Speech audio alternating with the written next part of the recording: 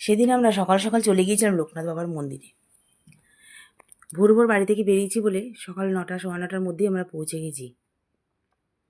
প্রথমেই মন্দিরে গিয়ে আগে আমরা পুজো দেওয়ার জন্য দোকানে ঢুকে গেলাম ডালা নিতে। ডালা নিয়ে সেখান থেকে একটা ঘটি দিয়েছে, ঘটি করে জল নিয়ে নিয়েছি। নিয়ে এবার বাবার মাথায় আমরা সবাই মিলে জল ঢাললাম, ফুলের মালা পরালাম। আচ্ছা, এদিকে একটা কথা বলি, আমরা শিয়ালদা থেকে হাসনাবাদ লোকাল ধরে কাকড়া মির্জানগর বলে একটি স্টেশনে নেমেছি। ওখান থেকে টোটো করে একদম মন্দিরে নিয়ে গেছে, কিন্তু খুবই কাছে স্টেশন থেকে মন্দিরটা, 10 টাকা টোটো ভাড়া নেয়। যাই হোক, এখানে আরেকটা কথা, এসে কিন্তু আগে এখানে যে ভোগ খেতে চায় কুপন কেটে নিতে হবে। যে আগে কুপন কাটবে তার আগে তার মানে খেতে পারবে, ভোগ খেতে পারবে। 12:30 থেকে ভোগ খাওয়া শুরু। এখানে আমরা এইভাবে পুজো দিয়ে এবারে মানে বাবার মাথায় জল ঢেলে ধূপকাঠি মোমবাতি দিয়ে তারপর আমরা চলে গিয়েছিলাম মূল মন্দিরে, যেখানে ঠাকুরের লোকনাথ বাবার পুজো হয়, যেখানে পুরোহিত মশাই আছেন, সবার নাম গোত্র ধরে পুজো করা হয়। যেহেতু আমরা একটু সকাল সকাল পৌঁছে গিয়েছিলাম, তাই মন্দিরটা মোটামুটি তখন ফাঁকা ছিল। একদম ঠাকুরের সামনে বসেই আমরা পুজো করে নিয়েছি।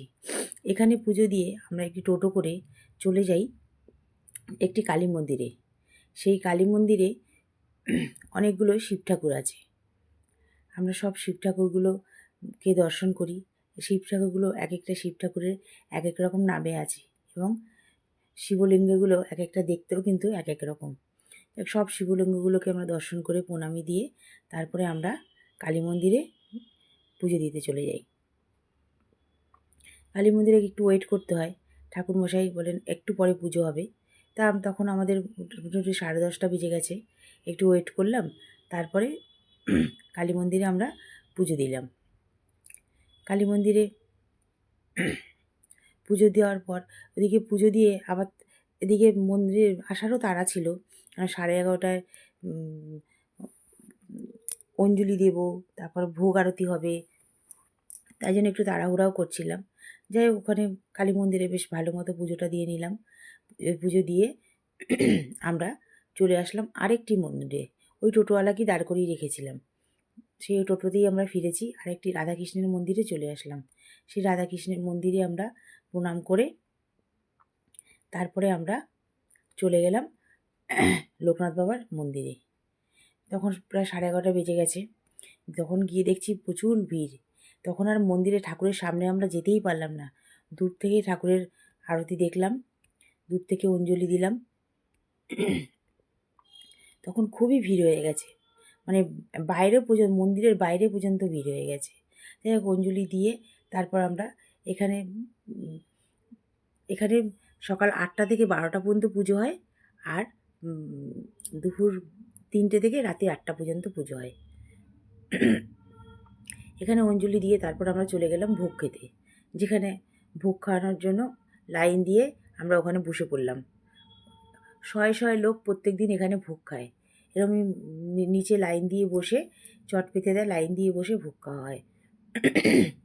কাগজের পাতা দেয়, প্রথমে দেয় খিচুড়ি, তারপর দেয় পোলাও, তারপরে আলুর সঙ্গে সোয়াবিনের একটা তরকারি, আর দেয় পায়েস। একদম পেট ভরে মন ভরে ভোগ খাওয়া যায়, কিন্তু নষ্ট করা যাবে না। তুমি যত খুশি নাও, কিন্তু নষ্ট করা যাবে না। যাই হোক, এখানে আমরা ভোগ খেয়ে তারপরে আমরা আগে থেকেই একটা চাকলায় যাব। চাকলায় যাওয়ার জন্য আমরা একটা টোটোকে রিজার্ভ করে নিয়েছিলাম। সেই টোটো এসে আমাদের জন্য দাঁড়িয়েছিল। সেই টোটো করে আমরা চলে গেলাম চাকলা মন্দিরে। চাকলা মন্দিরটিও কিন্তু লোকনাথ বাবার আরেকটি মন্দির। এখানে কেউ বলে চাকলা লোকনাথ বাবার জন্মস্থান, কেউ বলে কচুয়া লোকনাথ বাবার জন্মস্থান। যাই হোক, চাকলা মন্দিরে ঠাকুর দর্শন করলাম। সেখানে আর আলাদা করে পুজো দিইনি, প্রণামী দিয়ে প্রণাম করে চাকলা মন্দিরের উপরে একটি বসার জায়গা আছে, মানে যেখানে সবাই বিশ্রাম নেয়। আমরাও সেখানে গিয়ে একটু বসলাম, বসে বিশ্রাম নিলাম। নিয়ে তারপরে আবার আমাদের তো ফিরে আসতে হবে, কারণ অনেকটা দূরের রাস্তা। তাই আমরা দেখলাম 3:30টের সময় কাকড়া মির্জানগর থেকে একটি ট্রেন আছে। তা আমরা চাকলা থেকে সেই টোটো ধরে আমরা আবার ওই স্টেশনে আসলাম।